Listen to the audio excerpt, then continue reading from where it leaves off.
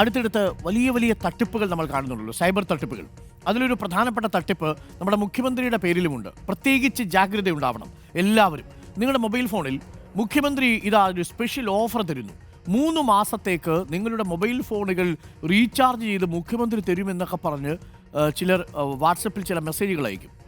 അത് കേട്ട് പെട്ടെന്ന് അതിൽ പോയി തലവെച്ച് കൊടുക്കരുത്. 749 രൂപയെ 3 മാസത്തേക്ക് മുഖ്യമന്ത്രി പിണറായി വിജയൻ നിങ്ങൾക്ക് മൊബൈൽ ഫോൺ റീചാർജ് ചെയ്തു. പിന്നെ മുഖ്യമന്ത്രി പിണറായി വിജയൻ അതല്ലേ പരിപാടി, നിങ്ങളുടെ മൊബൈൽ ഫോൺ റീചാർജ് ചെയ്ത് തരിക. ഇങ്ങനെ പറഞ്ഞൊരു തട്ടിപ്പ് വരുന്നു. ചിലർ കൊണ്ടുപോയി അതിനെ പിടിവിച്ച് കൊടുക്കുന്നു. ഇതിന് എന്താ സംഭവിക്കുന്നത്? നിങ്ങൾക്ക് ആ ലിങ്കിൽ ക്ലിക്ക് ചെയ്ത് കഴിഞ്ഞാൽ നിങ്ങളുടെ കയ്യിൽ നിന്ന് പൈസ പോകും. അപ്പോൾ ഒരു കാരണവശാലും ഇങ്ങനെയുള്ള തട്ടിപ്പുകളിൽ നിങ്ങൾ വീഴരുത്. പിന്നെ വേറൊരു തട്ടിപ്പുണ്ട്. മുഖ്യമന്ത്രിയുടെ പ്രത്യേക വായ്പാ പദ്ധതി വരുന്നു, അത്രേ 2 ലക്ഷം രൂപ. അതിനുവേണ്ടി നിങ്ങൾ 2100 രൂപ അങ്ങോട്ട് അടച്ചാൽ മതി എന്ന് പറഞ്ഞ് നിങ്ങളുടെ പാസ്ബുക്കിൻ്റെ ഡീറ്റെയിൽസും നിങ്ങളുടെ ആധാറും നിങ്ങളുടെ പാൻ നമ്പരും ഒക്കെ ചോദിക്കും. എന്നിട്ട് കുറച്ച് കഴിഞ്ഞാൽ OTP കൂടെ അയക്കും. 2 ലക്ഷം ഇല്ലെങ്കിൽ പോന്നോട്ടെ എന്ന് കരുതി നിങ്ങൾ ആ OTP ഒക്കെ അയച്ചു കൊടുത്താൽ നിങ്ങളുടെ കയ്യിൽ അക്കൗണ്ടിൽ കിടക്കുന്ന പൈസയും കൂടെ പോകും.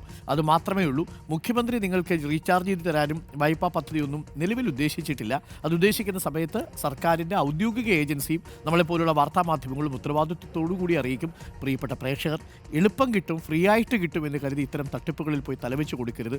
ഫ്രീ ആയിട്ട് കിട്ടുന്നെങ്കിൽ ഒറ്റ അർത്ഥമേ ഉള്ളൂ, ഒന്നുകിൽ നിങ്ങൾ അതിലൊരു തട്ടിപ്പിനിരയായിത്തീരുന്നു, അതല്ലെങ്കിൽ നിങ്ങളെ അവർ വിറ്റ് കാശാക്കുന്നു. ഇങ്ങനെ 2 അർത്ഥങ്ങൾ മാത്രമേ ഉള്ളൂ ഫ്രീ ആയി കിട്ടുന്ന ഏതൊരു ഐറ്റത്തിനും.